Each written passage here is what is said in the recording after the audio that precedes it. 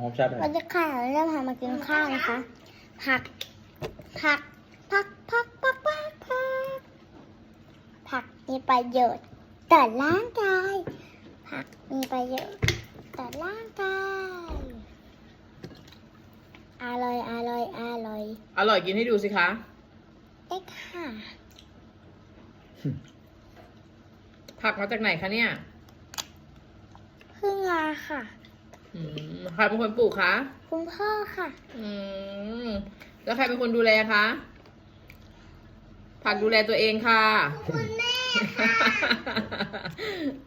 เพราะว่าพ่อไม่เคยไปดูแลมาโตเองลูก ทิ้งไว้ก็ได้กิน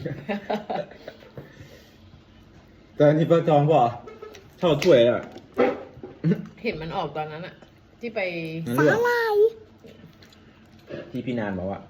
ผสม มันร่วงช่วงนี้ไม่ได้กินหรอกแต่ว่าพี่ก็อมยิ้มนี่ใช่แต่ตอนนี้พระเจ้าทรงเลี้ยงดู จะพามันกิน